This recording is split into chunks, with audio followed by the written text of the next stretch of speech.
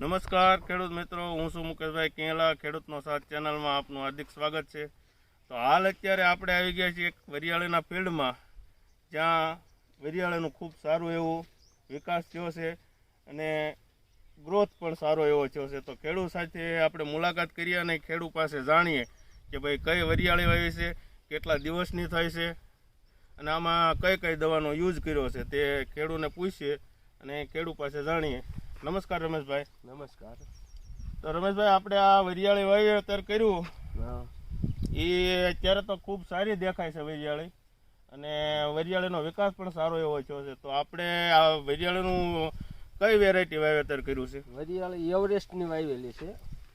Everest? હા, Everest. બરોબર. અને કેટલા દિવસની વરિયાળી હાલ થઈ છે આપણે અત્યારે? આજે લગભગ 113-14 દિવસની વરિયાળી થઈ આપણી. 113-14 દિવસની વરિયાળી થઈ છે.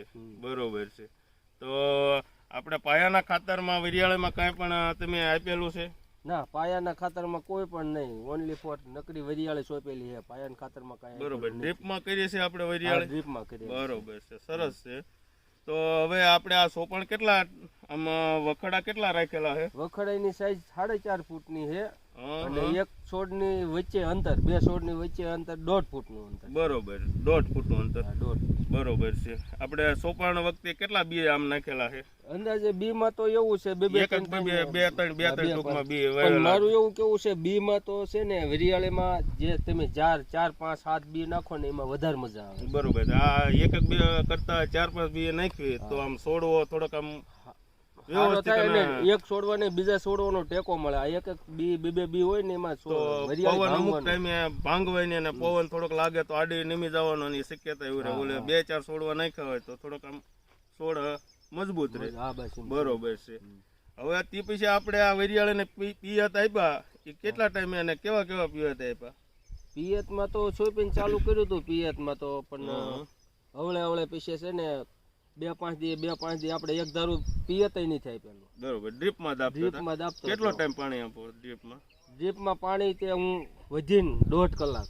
બરોબર. વધારે પિયત હું આપતો જ નથી, કારણ કે પાણી થી બહુ મોલ સારો થાય. હા, એવું ઘણા અમુક ખેડૂતની એવી માન્યતા હોય કે જાજુ પાણી આપવાથી કોઈ ફાયદો અત્યાર જરૂર પ્રમાણે તમે ટૂંકમાં પાણી આપો છો. બરોબર છે. હવે આપણે આ વરિયાળીમાં દવાનો છંટકાવ માર્યો છે કઈ? ના, દવાનો છંટકાવ તો એક પણ દવાનો છંટકાવ મેં કર્યો જ નથી આમાં. ઓનલી ફોર એક જે હમણાં લગભગ 3 મહિનાની થઈ ને એ પછી ચાલુ કર્યું હતું. 10-12 દિવસે ગોળ 100 ગ્રામ ગોળ અને 5 દૂધ, એટલે 250 ગ્રામ દૂધ અને 100 ગ્રામ ગોળ. બસ ઈ 2 છંટકાવીના 2 થી 3 છંટકાવ કર્યા. એ છંટકાવ કર્યા પછી મને વરિયાળીમાં બહુ એટલે બહુ સારું રિઝલ્ટ મળેલું છે. બરોબર. એનેથી ફ્લાવરિંગ નું કામ બહુ સારું છે. આ બધું અત્યારે જે ફ્લાવરિંગ હાઈ થઈ ગયું છે, ખૂબ સારો એવો વિકાસ દેખાય છે. આ ગોળ અને દૂધ માર્યા પછીનો આ એટલો બધો તમને રિઝલ્ટ આમ જોરદાર. ટૂંકમાં તો બીજા ખેડૂતને તમે આવી ભલામણ કરો કે ભાઈ ગોળ અને દૂધ છાંટવાથી ફ્લાવરિંગ વરિયાળી, આ ફ્લાવરિંગ સમયે વરિયાળીમાં આ 2 વસ્તુ છંટકાવ કરવાથી વધારે સારું આમ જોરદાર રિઝલ્ટ મળે છે અને ફ્લાવરિંગ પણ સારું રહે છે. એવું તમે ભલામણ કરી શકો ને? આ ખેડૂતને તમે આ તમારો પહેલી વખત નો અનુભવ છે કે તમે આગળના વર્ષે કરી છે? નહીં, આ પહેલી વખત જ કરે છે. અને બીજા નંબરમાં કે આ હવે આને એક બીજો ગુંદરીયો રોગ જે કહેવાય આપણને કઈ ખબર નથી પડતી, પણ એના માટે શું કરવું? એ એક ગુંદરિયાનું અત્યારે આમ થોડી અસર તમને વરિયાળીની અંદર જોવા મળે છે, જે ફ્લાવરિંગ ઉપર આમ ગુંદરિયા જેવું લાગે અને દાણો અડવાથી દાણો હેઠો પડી જાય, ખરી જાય છે, એવું તકલીફ છે.